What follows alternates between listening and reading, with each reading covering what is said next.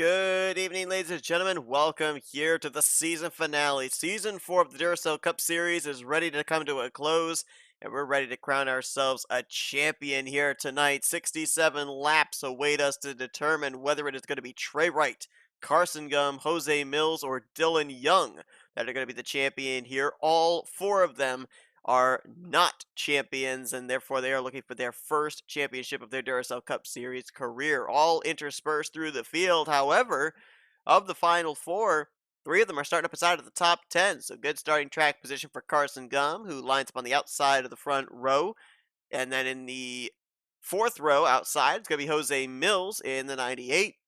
Just behind him, kitty corner in ninth position. Inside of row 5 is where we find Dylan Young, so he'll be in ninth. T Wright, however, did not do very well in qualifying. He'll be starting all the way back in the 33rd position. However, if you didn't tune into our non-charter qualifying session earlier on today, Quentin Moore fought his way up through the field to win that race. He started that race from the 21st position. So Quentin Moore proving if you've got a car that's strong in the long run, you can work your way through traffic from outside the top 20 and be able to take this checkered flag. And he did that in 27 laps. These drivers have nearly 3 times that much amount of time. So definitely T Wright, even though he'll be taking the green flag quite a long ways behind these guys, certainly not out of the fight by any long shot. For the final four, it's going to be who finishes the highest here tonight. Bonus points for laps led, anything like that will not count at all towards the championship. And it's pretty much in favor of Ford as well, because Ford had, what, 7, 8, 9, I think it was something in that range, drivers that were in the playoffs. Well, 3 of them advanced into this final four. Carson Gum's the only non-blue oval in that Chevrolet Camaro. Pole sitter here tonight is going to be Michael Norman. Michael Norman has been very quiet this season. Was a 2-time winner last year. This is his first pole of the season here as well. Only 4 top 5s and 9 top 10s during the course of this 36 races, and 23rd in the point standings. So certainly hoping that things pick up when he moves over to Chevrolets next year for Michael Norman Motorsports, teaming up with Trent Dunham and Cody Llamas for his team. But it's been a very quiet, very mediocre season for the driver in that Hot Wheels Mustang. He'll see if he can maybe cap off the season with a trip to victory lane. We already mentioned about Carson Gum on the outside of the front row. He's looking for his second win on the season, of course, winning back at Arizona that locked him into the Elite 8. J Thibodeaux, a 2-time winner this year. He'll be looking for his third win to tie Adam Garcia for most wins on the season. And he has his teammate, Austin LaPlante, to the outside. LaPlante, another driver who's had a very quiet, under-the-radar season. Certainly not what he's been looking for either. He had 4 poles this year, but 6 top 5s, 12 top 10s, and no trips to victory lane for a guy that was a winner last year. Certainly been a bit of a down season for him as well. One thing that I want to get out of the way here before I forget about it, we had our non-charter qualifying session earlier on tonight in which I said that the top 6 advance. Unfortunately, before I did that, I did not realize that the track only holds 39 pit stalls, and so therefore it was actually not the top 6 in advance, but instead the top 3. So the driver starting at the back that qualified into this race was our non-charter qualifying race winner Quentin Moore, runner-up finisher Pedro Lucas, and third-place finisher Rob Evans. This means that Dylan Schwallenberg we'll still congratulate him on winning Rookie of the Year. He's not going to be able to take the green flag here tonight. Neither will Natan Almeida or Tyler Gerdes, who would have been the other 3 transferring in 4th through 6th. But because of the fact that Dylan Schwallenberg is not starting this race and Michael Rude did not qualify into this race, Dylan Schwallenberg is officially your Season 4 Duracell Cup Series Rookie of the Year champion. So congratulations to him. Let's go down trackside. Let's get those most famous words in motorsports. And what do you say we get this season finale underway at Homestead-Miami? Drivers, start your engines! And as always, you can check down in the description below for your full official starting lineup for the last time this season in the Duracell Cup Series. So for Ford drivers, it's very clear. Keep an eye on where your other 3 competitors are, finish ahead of them, win the championship. For everybody else, it's all about finishing out the season on a high note and going to victory lane. In the 3 previous races that we've had, with Homestead being the mainstay of the season finale, it's pretty much been in the camp of Blue Oval Automotive. Jordan Lopez won the inaugural race here back in Season 1. J Millz followed it up with a win in Season 2. Kyle Matthews, who did not advance into the race here today, did not make it in through the non-charter qualifying session, is the defending winner of this race. What do all three of those drivers have in common, though? None of them were battling at the time for the championship in the respective seasons that they won. So the odds are really not in favor of any of our final four drivers going to victory lane here tonight. So it's really just all going to come down about consistency and finishing ahead of your other three competitors. Also, for our non-charter qualifying session, it's anything to go by, you better set your car up for the long run and be able to run that top side right up against the wall, because that's where we ended up seeing a lot of passes take place in the earlier race, including a pass for the lead that took about 21 laps to generate. We'll see if something like that happens here tonight, as well as the potentiality for green flag pit stops. Through the restart zone, green flag for the final time. Let's roll at Homestead.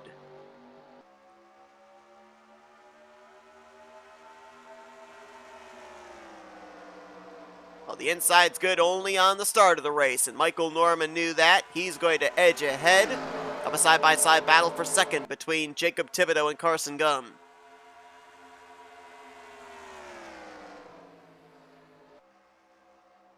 Three wide further back there.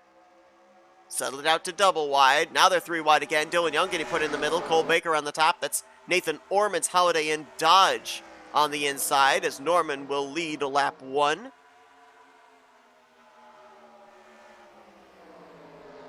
We come down here to Florida at the start of the season for the Daytona 500. Finish it out here in Florida. A little bit further south, however, in the Homestead-Miami area.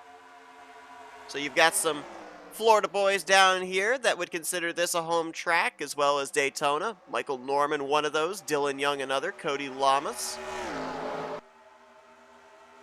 Could have also thrown Dylan Schwallenberg into that had this track actually been able to hold 42 drivers, and he had been able to start here tonight. See that outside line holding court there with Carson Gum on the top. Trying to fend off Austin LaPlante, keep that second position. He will succeed in doing so. LaPlante now tries to make sure that Charles Sandfer doesn't get to his right rear quarter panel. And then J Thibodeaux currently in that fifth position. Look at how Sandfer moves up there, a half groove, almost up to the wall. That's something you're going to see drivers doing a lot here in this race, because there is a little bit of added grip up there. Not exactly sure just how much, but it does allow drivers to be able to get a much better exit, especially off of 4. If they can get to the right rear of the driver in front of them, they can pass them down the straightaway and have that position by the time they get over to turn 3 or turn 1, depending on which straightaway they make the move. Right now, Carson Gum, sure his spotter telling him that his nearest competitor, J Millz, is battling with Ryan Butcher for the 6th position. Carson just riding for the moment. I don't think he's going to push it. Carson Gum, remember, was the only driver to advance into the playoffs through points. Everybody else had won their way in. But because Patrick Smith wasn't high enough in the point standings, he wasn't up inside the top 30, that final playoff position was open to the driver highest in the points that didn't have a win, and that was Carson Gum. And Carson's been an unbelievable driver here during the playoffs as well. Made it pretty comfortably into the round of 12. Won his way into the round of 8 with his first win on the season at Arizona. And then, I mean, he had maybe one of the best final rounds of the playoffs.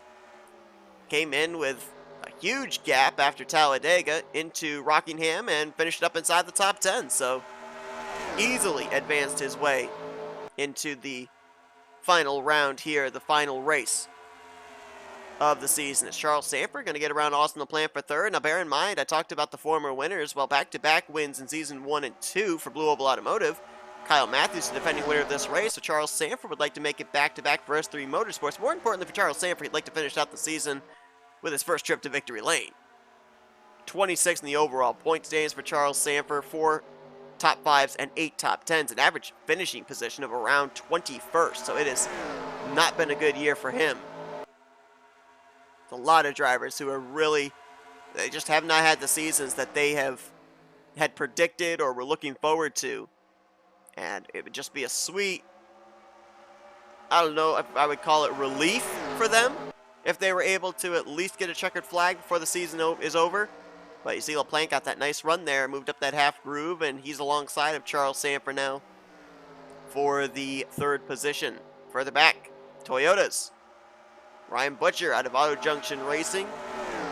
Cole Baker out of DCW Racing. Of course, the team that's now got the rookie championship all sewn up with Dylan Schwallenberg. And Otter Island Motorsports with Benny Watson. Final time that he'll be driving for that team, as he'll be moving over to Pigeon Racing next season in that 75. Ryan Butcher, a two-time winner this season. Watson, a winner at Lime Rock. Cole Baker, however, is still looking for his first win of the year. Former Daytona 500 winner. J Millz right there in that 98. Dylan Young's back here in a kind of a second group, right in front of the outgoing champion, Jordan Lopez, who did not advance into the Final Four, with a chance of being the first multi-time champion in the Duracell Cup Series, and he's going to stick Dylan Young in the middle. Look at Lopez up there to the high side, and yes, we are. We are three abreast coming across the start-finish line with Lopez, Young, and Mitchell. And we might be three wide, a couple rows deep. So where's T Wright? Dylan Young right there. The only driver that we don't know the whereabouts of is our Daytona 500 winner, and for the moment, T Wright is not making a whole lot of forward progress. He started this race 33rd. He's currently in 35th. He has made his way up there to the outside line, but there's a bunch of guys back here that really haven't made a lot of forward progress. There's Quentin Moore, Rob Evans, and Pedro Lucas, the drivers that transferred into this race through the non-charter qualifying session. And maybe it's because every lane up ahead of them is pretty much in use. They were almost four wide there through 3 and 4. And they're still three wide, several rows deep. So yeah, I mean, how do you make forward progress when there's literally a car in every single lane available to you? You really can't. Green flag pit stops will certainly thin things out. You would certainly think it would.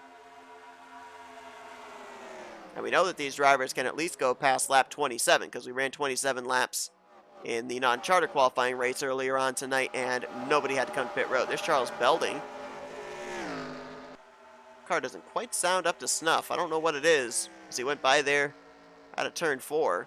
He's still in the draft, so he is still up with this lead group. Right now holding down the final position, which is 39th in the field here this evening. Michael Norman continuing to show the way. Carson Gumbs not really let him scamper to a huge lead, though. He has his hands full currently, though, with Austin LaPlante.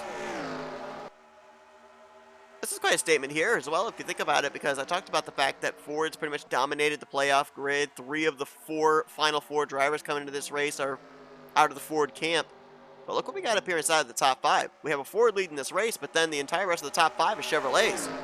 Then you've actually got the underdogs of the season as well, the Toyotas.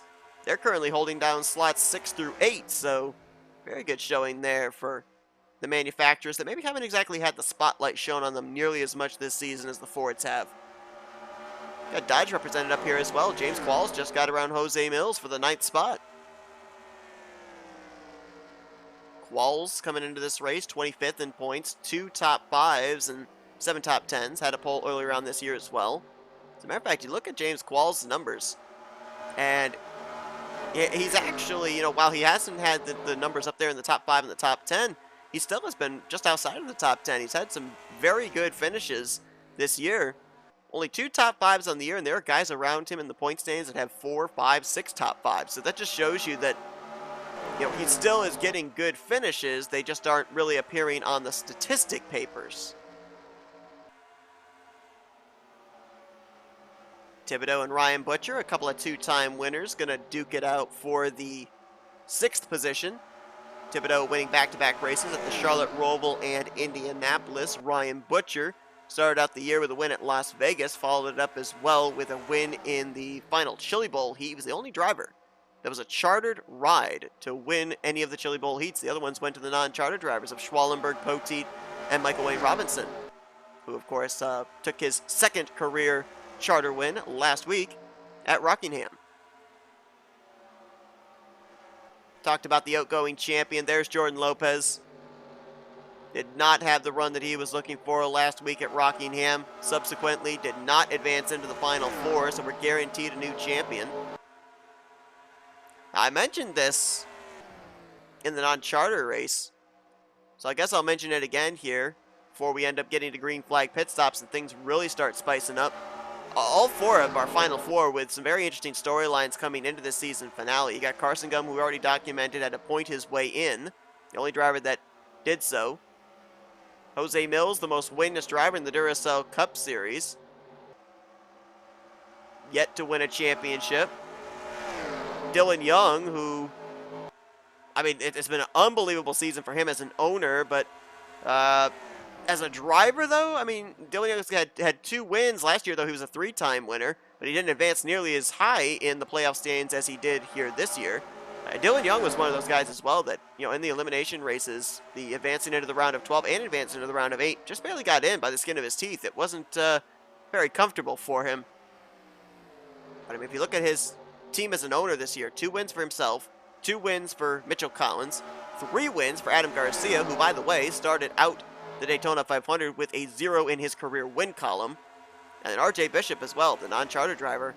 Very close a couple of times, had that photo finish with Garcia when he got his first career win back in Michigan, so almost was able to snipe a win away from a teammate there. Bishop's had some very good performances this season. And then last but not least, you got T Wright, who, I mean, we look here at Cole Baker in the 11.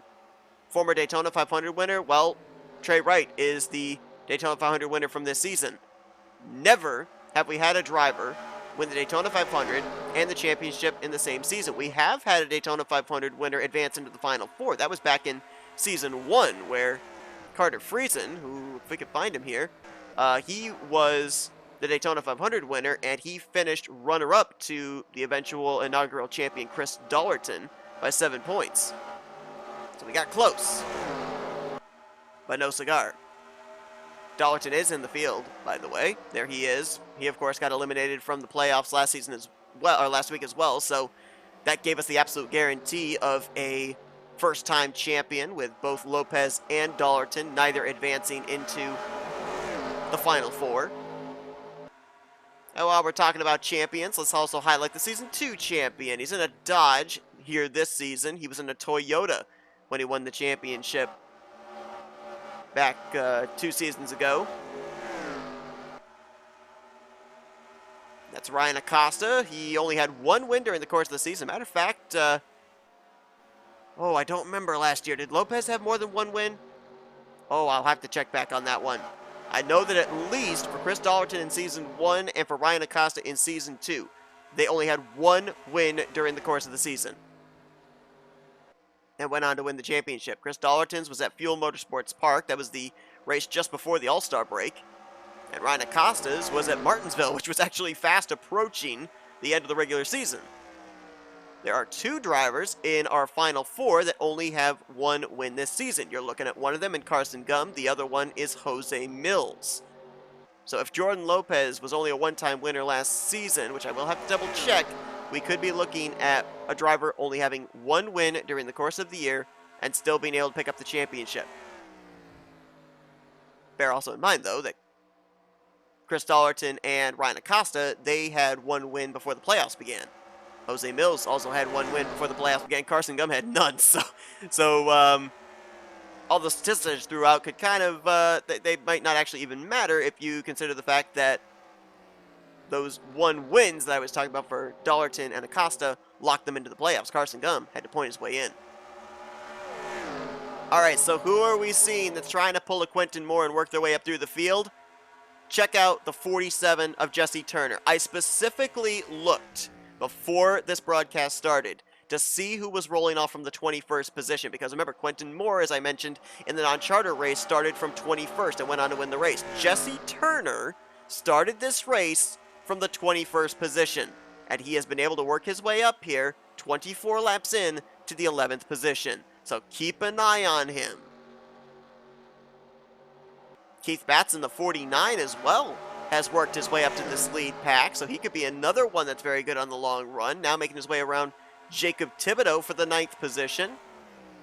Batson was in the Elite 8, the highest that he's made it in the playoffs, but was unable to advance after hard luck at both Talladega and last week at Rockingham. Now he's going to go around J Qualls. That 39 is flying. Look at him. Now Benny Watson sees he's got that run. He's going to jump up there to the top side, try and slow him down. As LaPlante got around Carson Gum for 2nd. He was doggedly trying that inside line against the 19. Finally, looks like he used the top side and was able to move up to the runner-up spot. That drops Carson Gum now back to the 3rd position, but well in front of his championship 4 competitors. J Millz all the way back here in a second group, if you will. Dylan Young's in the mid portion of this group, and let's see if T Wright's even in this lead pack. Now he's just barely latching on to the draft of William Brock. But 38th for the Daytona 500 winner. But now we're starting to head into the unknown territory. We're going to hit lap 27 the second time by, and from here, this point on, no idea when these drivers are going to have to hit pit road. Now, I'm certain that the target lap, they'd love to just do this on one stop, and if that's the case, then they're going to be searching for somewhere around lap 34 to come to pit road. 33 to 34. They should be able to then make it the rest of the way. If they pit before then, though, we could be in for a fuel strategy race at the very close of this event. And Carson Gum, let's not forget, it was a fuel strategy race at Arizona that picked up his first win on the season. Ryan Butcher, Benny Watson, couple of Toyotas for 5th. Give it to Watson, and here comes the very speedy Keith Batson, that 39 car. Keith Batson established himself into the playoffs very early on in the year, winning at the dirt track of Springfield. And he will make his way around Ryan Butcher. So move the 39 up officially to the 6th position. Well, if we end up having green flag pit stops, there's no doubt this is the car that's going to be leading them down. Michael Norman in the 18 has led every single lap so far. Carson Gum was his wingman for a good portion of this race. LaPlante now getting by is in the draft of the 18 and might have thoughts about taking this race lead as he pulls right up to the bumper.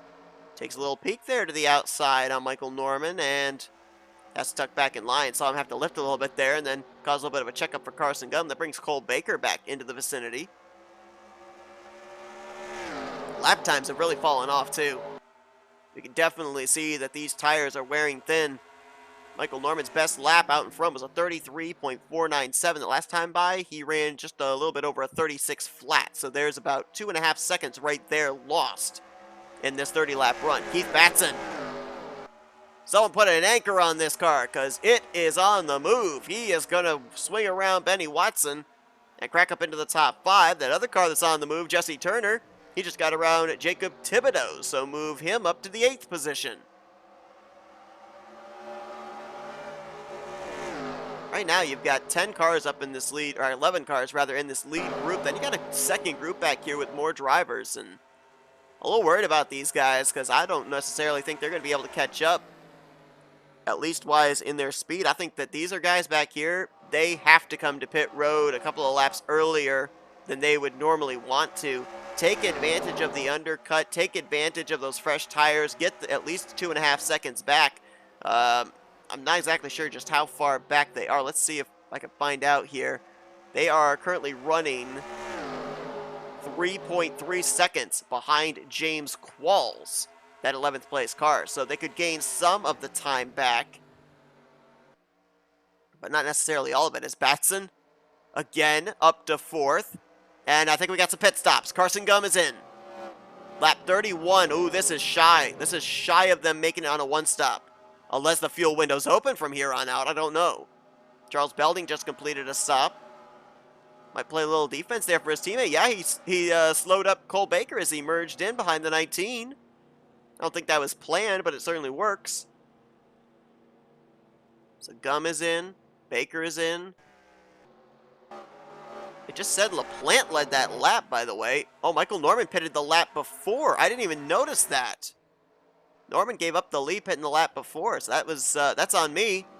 Never saw the 18 on pit lane, so LaPlante now from the lead comes down. Ryan Butcher is in along with Jesse Turner. I think Keith Batson stayed out an extra lap.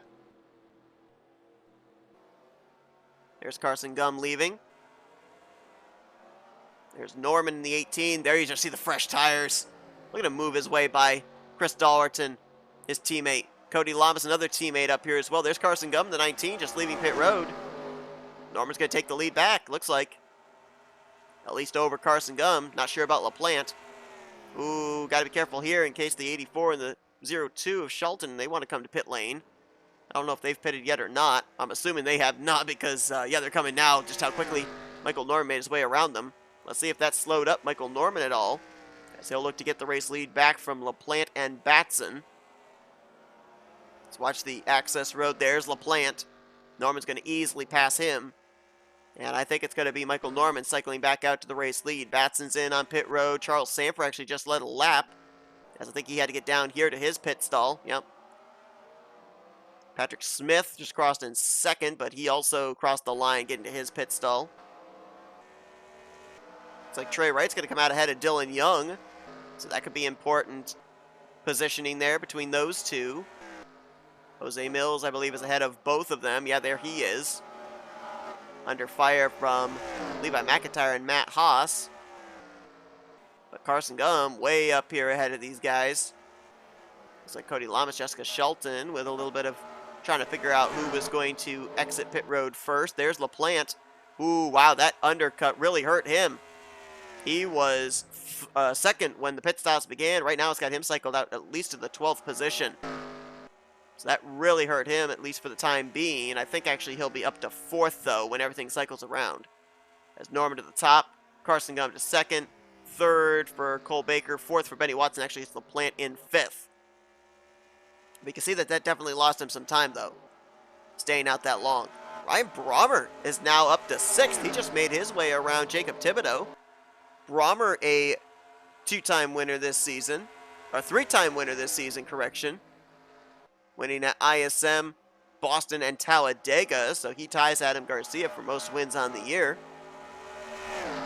And he's going for another one. He's going to take 5th place away from Austin LaPlante.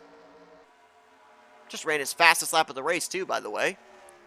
So that's a guy that is very good on the short run, it would appear. Michael Norman enjoys a 2.5 back to Carson Gum, who I don't think has any plans of getting up there and trying to take this win away from Michael Norman. Because Norman's got nothing to lose and everything to gain. No victories this year. He wants this one in the season finale.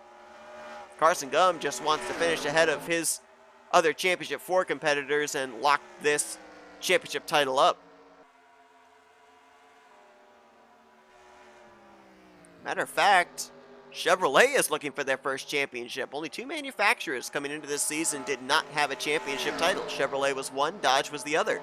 Toyota had one with R Acosta back in Season 2. Ford had theirs with Chris Dollerton in Season 1 and Jordan Lopez in Season 3. Benny Watson taking a look there on Cole Baker, trying to take advantage of those fresh tires. Seeing if there's any grip on that inside line to make a pass. Didn't quite get the pass done there off of 4, which I think is what he was planning. Still stays alongside of Baker, though, on that inside line. He's going to get a good run here off of turn 2. See if he can stay alongside of the 11. Baker edging ahead. Watson's going to try again. The problem here for Benny Watson, though, is that Carson Gum's just up in front. So even if Watson clears, he's then to the inside of the 19. He can't slide up in front of the 11 car. Got another nice exit there off of turn 4. I think he would have been clear on the 11 had Carson Gum not been there. Well, there might be something a little worse on LaPlante than I originally thought. That car has gone away. Had worked his way up to 2nd place. I thought that he was back here because of the undercut, staying out as long as he did, but now he's under fire from J Thibodeaux, his teammate, so maybe they made some kind of an adjustment on that car, and it has not gone the direction that he wanted it to. Well, where in the world is Carson Gum's competition? Because they are not up here at the front. There's the closest. 21st place, J Millz in the 98 car. Saw that Dylan Young was actually behind T Wright leaving pit road. There's Trey in the 35th position. Dylan Young, he's all the way back in 37th position. Zach Rogers and Carter Friesen obviously did not have the pit stops they were looking for. They currently are nailing down the tail end of the field. Now, ooh, look at Benny Watson. He got Baker, he got Gum, and now he wants Norman. Wow, the inside line actually working for somebody. That's something that we're not used to seeing, at least not this weekend. But Watson has found something that his car likes, and he is going to take the lead. How about that? Benny Watson to the point, using the inside line.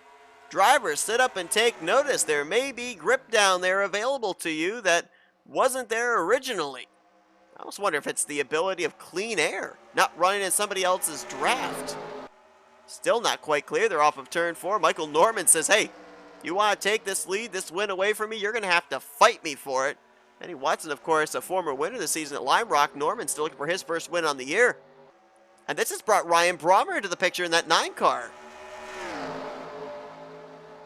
So things are going to get very interesting here. Also bear in mind, though, talking about Carson Gum, looking in his rearview mirror, looking at the scoring pylon, and not seeing a championship competitor in sight, these drivers all came to pit road about 1 to 3 laps short of the halfway mark.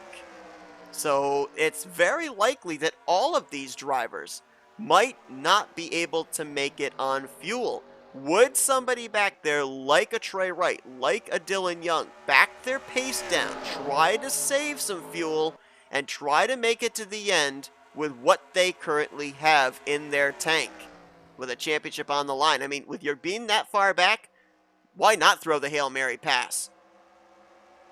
Benny Watson made the inside line work. He went from 4th to the race lead there in the span of about 10 laps.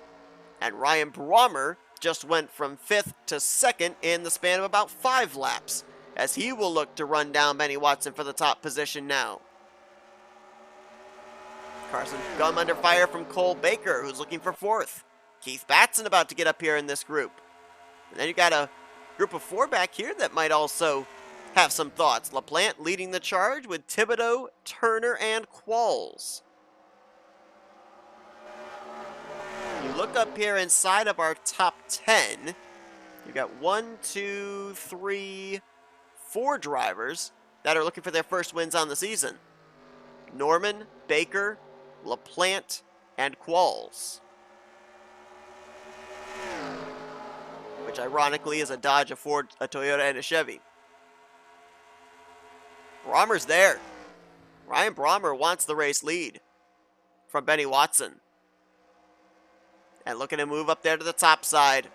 He shows his hand. Watson, will he defend? Brommer's not there yet. Watson's car's been good on the bottom. At least it was working his way to the front. But is it good enough to hold off that 9 car? Ooh, Brommer's not there just yet. Watson's going to tuck up in front of him. You notice Watson not completely moving up in front. That's so that way he doesn't give that 9 any draft to be able to get a run on him into the corner. Well, I think Brommer might have him here. Puts it right up above that seam. Off the corner. Oh, couldn't quite do it.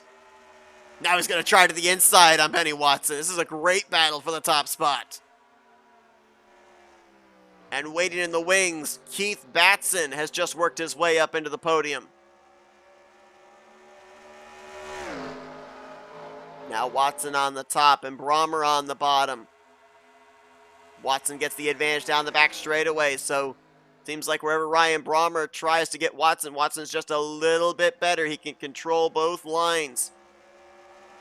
Big run there off the corner for Watson. He'll hold the top position. Keith Batson, about a second back. Let's see if he gained any ground with the two of them side by side that time. Yep, to cut it down by about another 2/10.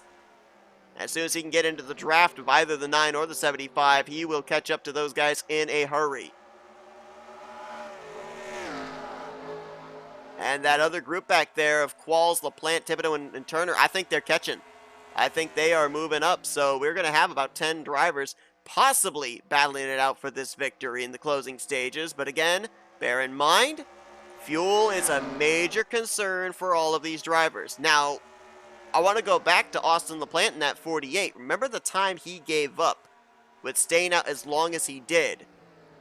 He was running in second. He now finds himself back there in the 8th position. But with him coming to pit road as late as he did, yes, he gave up the track position to the undercut and the fresh tires. But what he also did was made sure he could go a little bit further than most of those drivers that came to pit road about the completion of lap 31. So Was it the giving up now to gain later strategy for the 48? Ooh, we nearly had contact back there for 4th place. Carson Gum and Cole Baker coming off of turn 4. I think that Baker thought he was clear on the 19, almost came up and put him in the wall. Certainly not what anybody wants to do to a championship competitor. They're going to race them, there's no doubt about that, but the last thing that a non-competitor for the championship wants to do is take another championship competitor out of the running. And I mean, Carson Gum, he's been the class of the Final Four here tonight. There's no doubt about that. He's been up inside the top 5 pretty much the entirety of this race. He's kept his nose clean, and right now, barring anything happening, looks like he could be your champion by the end of the night, but there's still a ways to go. There's still 16 laps when they come around this next time by, so there's still plenty of time for anything to happen here. And again, the big question mark of these drivers and their ability to be able to make it to the finish on what they've got in the tank. Right now, I don't think Benny Watson or Ryan Brommer are in fuel save mode whatsoever, the way they've been battling. Keith Batson now has used up a lot of his race car to get up into the same zip code as these guys, and now they're going to all battle for the race lead. Watson has a win this season. Brommer has 3. Batson has a win. All 3 of them not in the championship hunt. Ryan Brommer and Keith Batson, they were in the playoffs, but Brommer got eliminated back in the first round. Batson got eliminated in this most recent round, in the round of 8. Benny Watson, very consistent year. He has a much better average finishing position for the season than about 75% of the drivers that were in the playoffs this season. He just never was able to find that win. He, of course, got it at Lime Rock, but that was too little too late because that was during the playoffs. And he'd love to cap off the year with a victory as well. I'm trying to remember back if Benny Watson's ever actually had a multi-win season. I don't think he has. So that'd be a thing that he'd be looking for here tonight as well. But I don't think that he or the 9 or the 39 will be able to make it on fuel with just how hard they're charging. The guys I've been kind of looking at, seeing if they've been laying back. Carson Gum looks like he's a driver that's been laying back. Austin LaPlante, Jacob Thibodeaux, they look like they've been hanging back. Even Michael Norman in that 18. Saw how he was easily passed for the top spot. He could be in fuel save mode to try and make it to the end of this race. Here comes J Qualls. 2 for the price of 1. 6th up to 4th for the 54 car as he edged ahead there at the start-finish line, and looks like he'll clear Carson Gum. So that might be an indicator that if he was saving fuel, he might be good to make it the rest of the way. Might be beginning to charge now. It's all a big moving game of chess. All right, let's follow up on the rest of our championship competitors here. There's Millz in the 98. He's back here in a lot of traffic, which means that he's obviously not turning the fast lap times he wants to. Probably having to back out of the throttle a lot more than he would like, which could allow him the opportunity for fuel saving. Plus, he's got cars ahead of him. Yeah, he's dealing with the aero tightness, but he's also getting that draft, which will help him to save fuel. So, not all lost for Jose Millz. T Wright and Dylan Young, though, I mean, they need a miracle here. They need a fuel strategy miracle. 29th now for T Wright, as he's at least made some forward progress since we last saw him. Not the case, though, for Dylan Young. I mean, he's all by himself. Look at this. He's on an island of his own. Long ways up there to the next car. And about a quarter, maybe a third of a straightaway back to Pedro Lucas and Charles Belding, who are trying to work together here for the time being. So I don't see how Dylan Young could be saving fuel. See, last time by for him, a 35.543. Race leader ran a 35.442. So yeah, he's at least a tenth and a half off. And Ryan Brommer, by the way, is that race leader. He just got around Benny Watson to take the top spot. There might be strategy there on the part of Benny Watson. Remember, he led a good portion there after the green flag pit stops after getting around Michael Norman. So he might be going back here, trying to get into a little bit of a fuel save mode, as this next time by, it'll be 10 laps to go. Incredible racing here tonight. No cautions. This has actually been a lot of fun. I remember back... it was a couple of seasons ago where we ran a Homestead-Miami race, and there was very little passing that went on at all. Not a whole lot of multi-groove racing either. Tonight's been great. Passes on the top, passes on the bottom, all the way through the field. It's been really good. I think this is definitely going to be a Homestead for next season and many seasons to come, as Jesse Turner to the top of Cole Baker. That's going to be a looking to complete pass for 6th. Should get it here off of turn 2, and he will. How about this? How about a former champion, R Acosta, now up to the 11th spot and trying to catch up here to this lead group.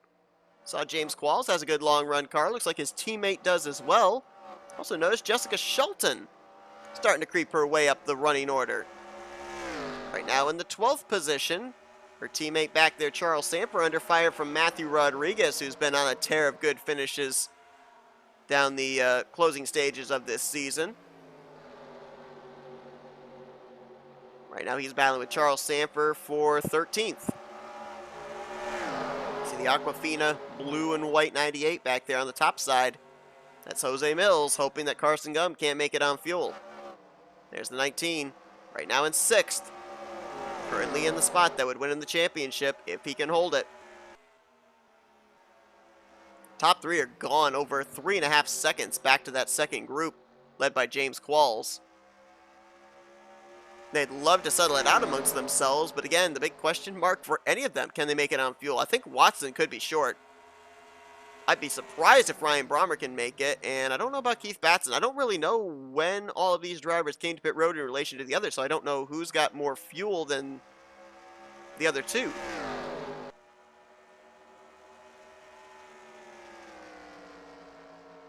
Well, we'll find out soon, won't we? Because most of these drivers came down pit road on lap 31, 32, or 33. So if that is how far they can go, that means they all will have to pit in the next 2 to 4 laps. Who's got the fuel to stretch it, though? The 2 or 3 laps that they could possibly be short. None of your top 3 are hitting pit lane this time. Next time, though, we may end up seeing quite a number of drivers duck onto pit lane. I just remembered, actually, Michael Norman was one of the first ones on pit road. So, even if he isn't fuel saving, don't know how much he would have had to save. Would have been a lot more than everybody else, that's for sure. Jesse Turner going to try and get Qualls for 4th. Looks to complete the pass off of 2. Ooh, Cole Baker. Carson Gum had to give him a little bit of room there off of 2 as he got a little loose. Watson, I think, is coming in. Lap 62. I don't think anybody can make it on fuel then. I think everyone's going to be short. Watson's in. Michael Norman's in. Norman getting bit from all the laps that he led early on in this race, having to pit this early. Watson getting bit for all the laps that he led on this run. I think if you're Carson Gum, you've got to pit. You've got to pit here. You've got to make sure you don't run out of fuel. For those other guys, though, like T Wright, Dylan Young, and J Millz, do you gamble? I mean, you've had absolutely nothing for the 19 here tonight. Why not go for the Hail Mary shot? Try and win yourself a championship. I think Carson Gum's got to go with a safe bet, though. R Brommer's in. Here comes the 19. J Thibodeaux coming down there as well in the 33. We have a McIntire's in. Phil Parker. You just saw back there the 90 of J Millz. He elected to stay out. See if he's going to stay out the entirety of this race. I don't know. We're waiting on the 39 of K Batson. See if he comes pit road this time. Not running low on the racetrack, so I think he's staying out an extra lap. Turner and Qualls doing the same. Baker looks like he might be pitting, though, from the 4th position. I want to drop back here. Shelton's in. I want to see about J Millz. Millz is staying out again. T Wright there in the 28. I see him staying out also. Did they save enough? Did they save enough? It's going to be 2 laps to go this next time by. Race leader is K Batson.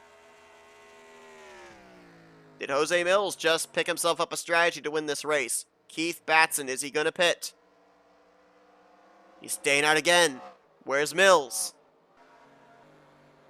Is he going to stay out or is he going to pit? He's going to stay out. Oh, wait a minute. Nope, he's slowing. He's slowing. He's low. Is he coming down? He is coming down. He can't make it. Neither can T Wright. What about Dylan Young? He's staying out. Dylan Young is staying out. 2 to go the last time by. Does Dylan Young have what it takes? Oh, my goodness. Remember we talked about him? Round of 12, round of 8, just barely squeaking his way into those rounds. Could he be squeaking out a championship here? Keith Batson's going to stay out this extra lap. He's not pitting. He's going to risk it for his second win on the season. He'll see the white flag this time. Dylan Young, I don't think he was on pit road. I think Dylan Young is the highest of the championship drivers right now. White flag is in the air. Where's the 2? Did he pit? Did he stay out? He stayed out. Oh, wait. Oh, it's actually 37th. He might have already actually pit.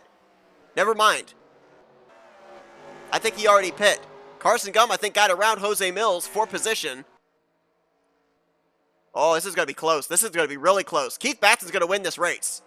He's going to have enough fuel to make it. What a great strategy call there by the Motorcraft Ford. Last week, his teammate Michael Wayne Robinson won. This week, Keith Batson's going to pick up the victory. Second on the year. And who wins the championship? Let's watch the top 10. I don't see any of our final 4 there. Where was Gum? Where was Wright? Where was Millz?